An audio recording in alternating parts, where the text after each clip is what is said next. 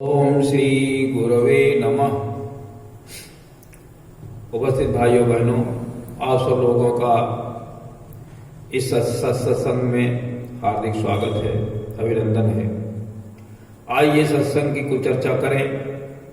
उससे पहले गुरु का नमन बंदन करें।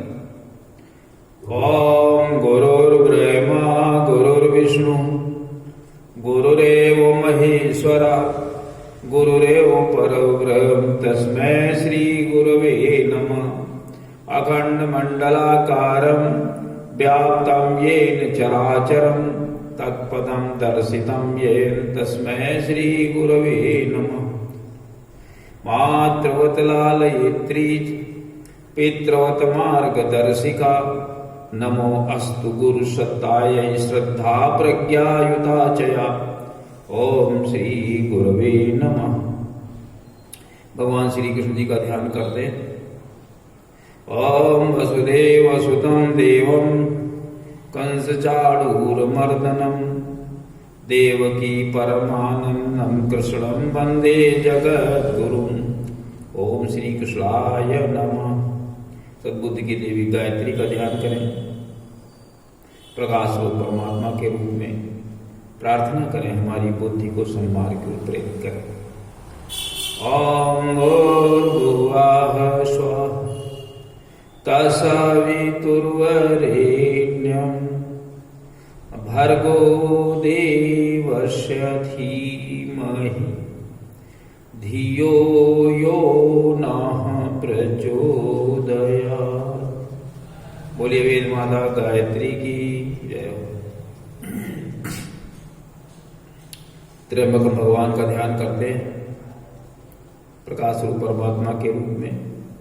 तब प्रार्थना करें कि सभी लोग निरोग रहे,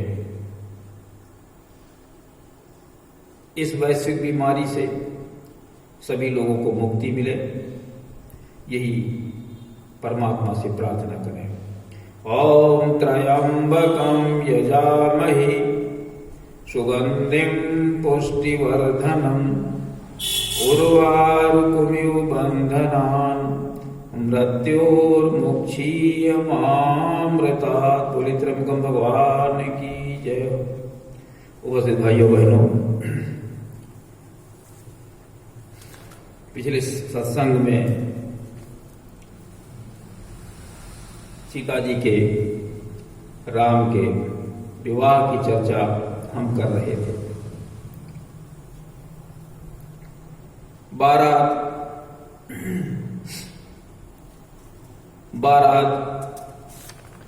वापस आ गई और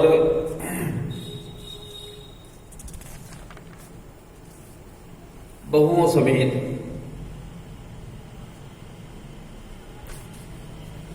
पुत्रों की आरती होने के बाद सभी लोग घर के अंदर पहुंच गए।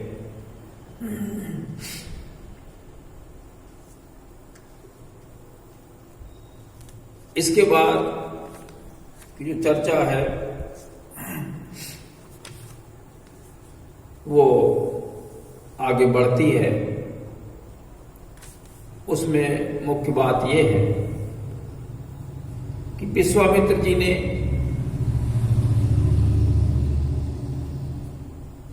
दोनों पुत्रों से ऐसे कार्य लिए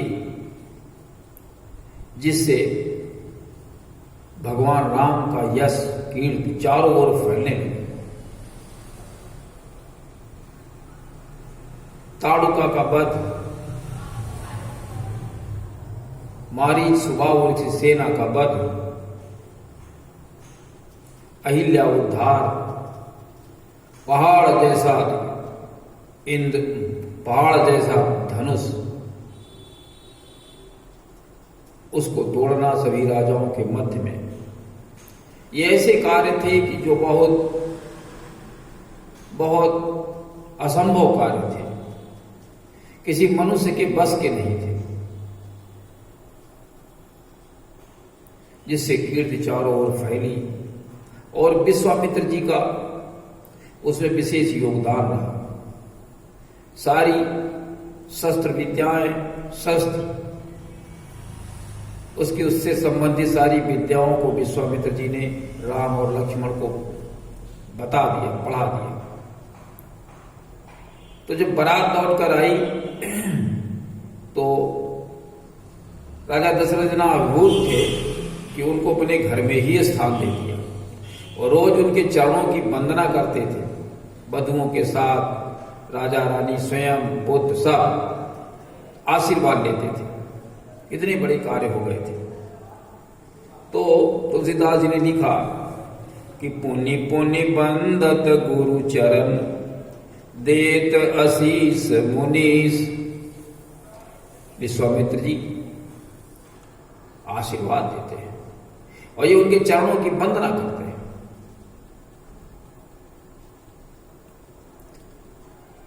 राजा दशरथ ने सारी रानियों को बुलाया और जनक जी ने जैसा स्वागत सत्कार किया, जैसा आदर किया, जैसी बारात की व्यवस्था की, ये सब उनको बता रहे हैं।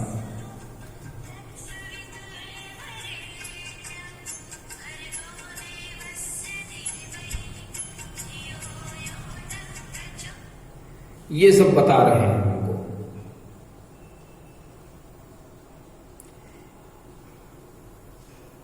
कितना अच्छा स्वागत किया, कितना अच्छा बारात का प्रबंधन किया, सारी बातें बताई। इसके बाद वशिष्ठ जी को विदा किया, उनको जो नेक बनता था वो दिया, दान दिया होगा। सारे देवता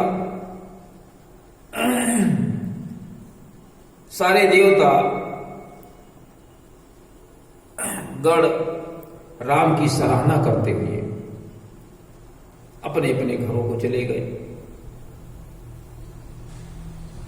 राजा ने अपनी रानियों को बुलाया और कहा, देखो ये जो बहुएं हैं, ये बच्ची हैं, लड़कियां, और दूसरे घर में आई, इनको दिक्कत और परेशानी भी हो सकती है। कुछ भय भी लगता है दूसरे घर में जाने के बाद, काफी अपने घर छोड़ने के बाद दूसरे घर की व्यवस्थाएं बदल जाती हैं, दिक्कतें आती हैं। तो इनका ध्यान और इनको उस प्रकार से सुरक्षित रखना, उनकी इस प्रकार से सुरक्षा करना जैसे पलके आंखों की करते, किसी प्रकार का कोई कष्ट न होने पाए। क्योंकि जनक जी ने इतना विनीत भाव से समर्पित किया है जिसका बखान करना संभव नहीं है। हृदय का टुकड़ा उन्होंने सौंपा है। तो इसलिए आप इनके साथ में एक श्रेष्ठ व्यवहार करिएगा। तुलसीदास जी लिखते हैं कि बधू लड़किनी पर घर आई, और राख्यो नयन पलक की नाई। जैसे पलके आंख को सुरक्षित रखती हैं, वैसे ही आप इनकी सुरक्षा रखिएगा। आज की स्थिति क्या है?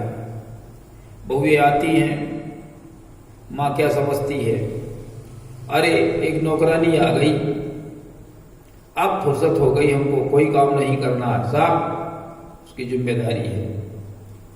ताने बाने अलग, लड़कियां ताने बाने अलग, आदमी भी अलग, पति भी अलग, सब उसको ऐसा समझते हैं जैसे उसके शरीर में कोई संवेदना है ही नहीं।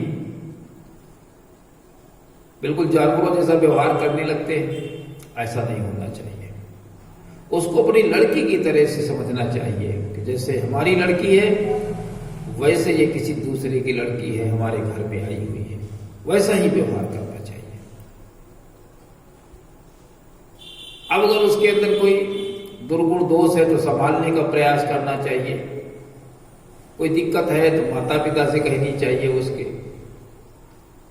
इतने में ज्यादातर समझ जाती हैं। नई उम्र होती, ज्ञान नहीं होता है, सत्संग में ले जाना चाहिए, अच्छी अच्छी उनको बातें सुनानी बतानी चाहिए, जिससे मस्तिष्क के अंदर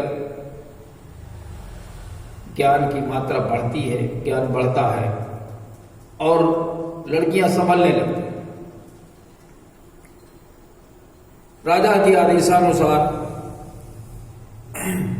बहुएं, लड़के सब सोने के लिए गए। रानियों से कहा बच्चे बहुत थके हैं, इनको आप शयन गृह में ले जाइए। राजा स्वयं शयन के लिए चले गए। लेकिन माताओं के दिल के अंदर बड़ी उत्सुकता थी, बहुत परेशान थी कि राज जब से बेटे गए हैं तब से कोई हालचाल नहीं मिला। ये भी सुनाई देता था ताड़ुका को मार दिया, सुबाह को मार दिया, मारीच को फेंक दिया दूर, ये सब सुनते थे। लेकिन माता तो माता है, दिल के अंदर उसके चैन नहीं पड़ती। बच्चे आए तो बहुत माताएं खुश हो गई। मालूम देता है कि उनको कोई जैसे रत्न मिल गया हो। तो माताएं क्या करती हैं, कहती हैं बेटा, पूछती हैं राम से कि वो इतनी बड़ी ताड़का भयानक थी, उसको कैसे मार दिया तुमने? बहुत बड़ी सेना थी, मारी स्वभाव की, कैसे मारा उसको? ये तो बड़ी विलक्षण बात है, जिससे कोई लड़ना नहीं चाहता था, दूर भागते थे, उसको आपने क्षण भर में मार दिया। अहिल्या को कैसे चरण रस दे करके जीवित कर दिया, कैसे विशाल धनुष को तोड़ दिया, पहाड़ जैसा विशाल धनुष, कोई राजा उसको हिला कर न पाया और तुमने उसको उठा करके तोड़ दिया। ये सब कैसे किया? बड़ी उत्सुकता, बड़ी उत्कंठा है दिल में पूछने की, जानने की। और कहती ये तो बड़े ऐसे कर्म आपने किए जो किसी मानव के बस के नहीं। तुलसीदास जी ने लिखा, माता कहती है कि सकल अमानुष कर्म तुम्हारे, केवल कौशिक कृपा सुधारे। केवल कौशिक जी की कृपा प्राप्त थी, उन्होंने ही इस सब व्यवस्था को संपन्न कराया, ऐसा प्रतीत होता है। ये सब मनुष्य के करने वाले कर्म नहीं है जैसा आपने किया है। भगवान राम ने सबको, उस माताओं को संतुष्ट किया, बहुत विनीत वचन से, बहुत ही आदरणीय वचनों से और श्रेष्ठ वचनों से, ऐसे वचनों से जिसके उनके हृदय को शांति मिले, ऐसे श्रेष्ठ वचनों से माताओं को संतुष्ट किया। कैसे मारा, क्या किया? रात बहुत हो गई थी।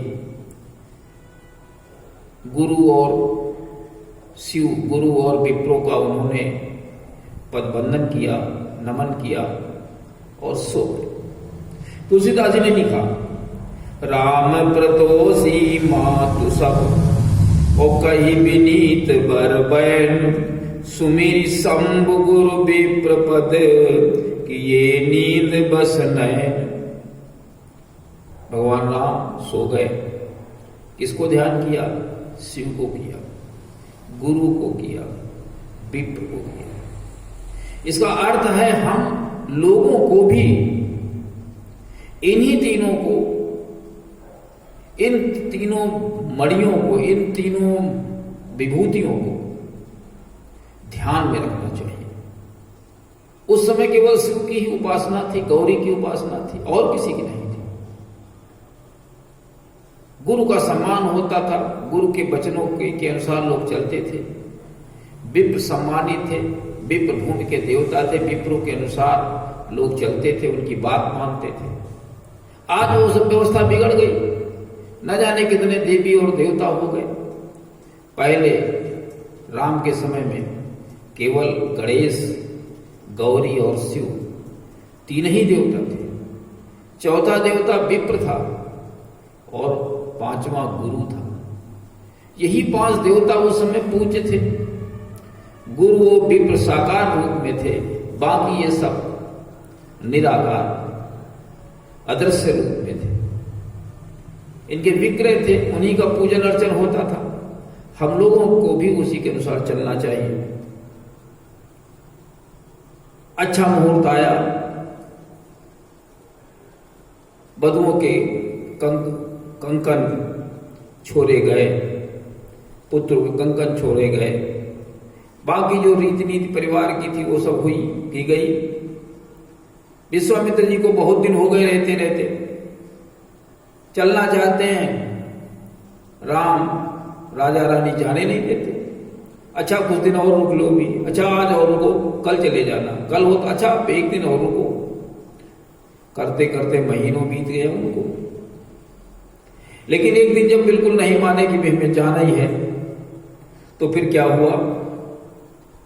फिर जब जाना ही है तो राजा दशरथ, रानी, पुत्र सबके साथ लेकर के उनके सामने खड़े हो गए। प्रेम के साथ में, बड़ा प्रेम है राजा के साथ पास, और कहते हैं ये जो तुम देख रहे हो ये सब तुम्हारी संपदा है, मैं आपका सेवक हूं, बच्चे, मैं, रानी, सब तुम्हारे सेवक हैं। क्या लिखते हैं? मांगत बिदाराओ अनुरागे, सुतन समेत ठाड़ भय आगे। राऊ राजा दशरथ प्रेम मग्न हो गए और बच्चों के साथ में आगे खड़े हो गए।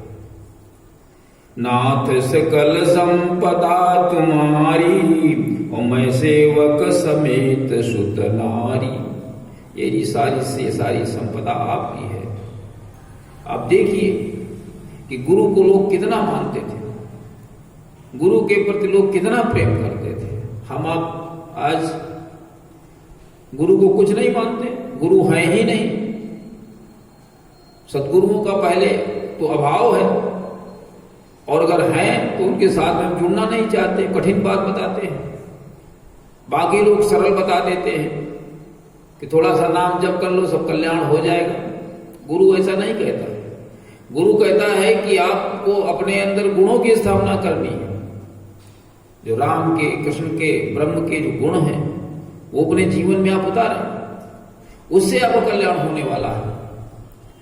तो उनके पास हम जाना नहीं चाहते हैं। इसके बाद वो प्रस्थान करते हैं। उससे पहले राजा कहते हैं कि आप लड़कों के ऊपर प्रेम स्नेह बनाए रखिएगा और हमको दर्शन भी देते रहिएगा। ये बच्चे सब आपके हैं, सारा परिवार आपका है, सारी संपदा आपकी है। इन पर प्रेम और स्नेह बनाए रखिएगा, आते जाते रहिएगा। क्या कहते हैं? करब सदा ललरिकन पर छोहु, दर्शन देत रहब मुनि मोह। हमको भी दर्शन देते रहिएगा। अस कही राव सहित सुत रानी, और परे चरण मुख आवन बानी। ऐसा कह करके राजा दशरथ, रानी और पुत्र सब उनके चरणों में लेट गए। क्या दृश्य रहा होगा। और इतना गमगीन हो गए, इतना प्रेम में विह्वल हो गए कि मुख से आवाज नहीं निकल रही, आंखों में आंसू हैं। विश्वामित्र को जाने नहीं देना चाहते। राजा है, किसी चीज की कमी नहीं, पड़े रहे, खाते पीते रहे। लेकिन इतना प्रेम और स्नेह जो राजा ने दिया वो शायद कहीं और नहीं मिल सकता। राजा, रानी, पुत्र सभी लोग पैरों में चिपटे हुए हैं, है ना, दिखते हैं ना। परे चरण मुख आवन पानी, चरणों में पड़े हुए हैं, मुख से पानी, बात नहीं निकल रही है। तो ऐसा स्नेह हमें अपने गुरु के साथ में करना चाहिए, सद्गुरु के साथ में करना चाहिए। तो आज के इस प्रसंग में आप इसी बात को समझें कि गुरु से हमें कैसा प्रेम करना चाहिए। इसमें प्रसंग में सब दिखाया गया। वधू आती हैं, उनको अपनी लड़की के समान समझना चाहिए और उनका पूरा पूरा प्रोटेक्शन, पूरी पूरी उनकी व्यवस्था करनी चाहिए। तो हमारा परिवार ठीक चलेगा, अच्छा चलेगा, परिवार में प्रेम और सद्भाव बना रहेगा। सत्कर्म करते रहें तो आप श्रेष्ठ कार्य करने में सफल होंगे। तो इसी के साथ में आज के कार्यक्रम का समापन करते हैं। ओम शांति।